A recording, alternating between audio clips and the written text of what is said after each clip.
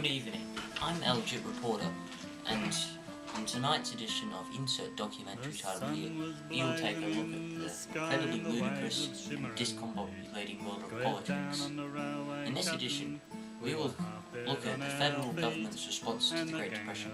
These include the Laing Plan, Theodore Plan, and the Melbourne Agreements. First of all, we'll have a quick look at the political weather prior to the Great Depression. The political weather could best be described as a gathering storm. Very pleasant. Now, back to business. In 1929, the American stock market crashed on October 29th, which is a day that will become known as Black Tuesday, or Black Thursday, depending on where you're from. This led to prices on imports rising, and the demand for commodities falling.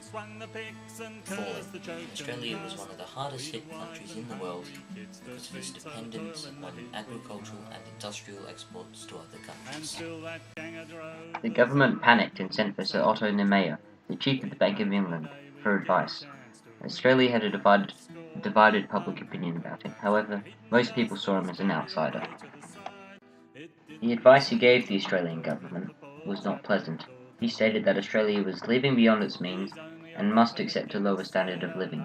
He proposed that Australia should follow a deflationary policy and repay the debt it was in with other countries, mainly Britain. The federal government decided to make a compromise on this proposal, called the Premier's Plan. This plan will require both the federal and state governments to cut spending by 20%, which included cuts to wages, pensions, along with tax increases. In addition, the government will be cutting their own interest by 22.5% on internal loans. This policy will have a major effect on the economy through the cut on pensions and wages. The federal government decided to make a compromise on this proposal called the Premier's Plan. This plan would require both the federal and state governments to cut spending by 20%. Which included cuts to wages and pensions along with tax increases. In addition, the government will be cutting their own interest by 22.5% on internal loans. This policy would have a major effect on the economy for the cut on pensions and wages. The leader of the Labour Party, James Scullin, began a Grow More Wheat campaign in which he went to the rural sector and told the farmers to grow more wheat, and the government will pay more money for a bale. After he told the farmers to grow more wheat, he then went to the treasurer to ask for the money. The treasurer refused to fund the campaign, and it left many of the farmers in debt, for they borrowed money to buy more land so they could grow more wheat. This left the rural sector in a worse position from when it started. The Labour treasurer, Edward Granville Theodore, was probably the most capable person in the government of creating a working and successful plan.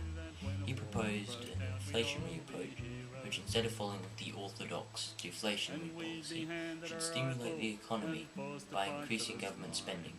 Theodore put £36 million into credit for the government to spend on the economy.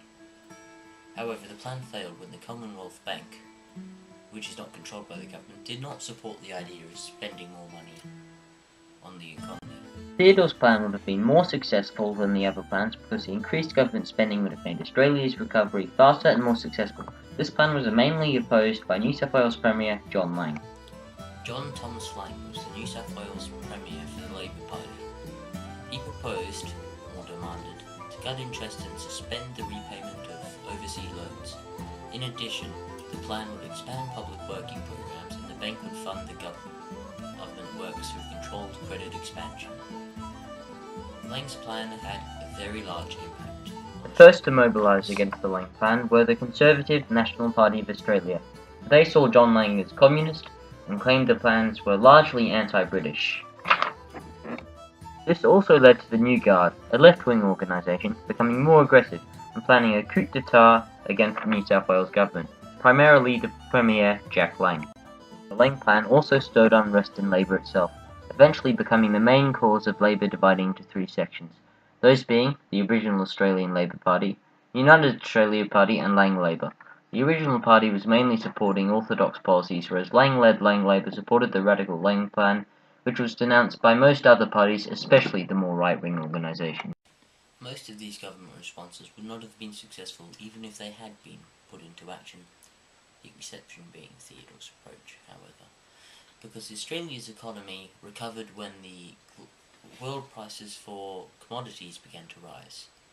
Most of these plans, or the individuals behind them, either had a negative effect on Australia's economy,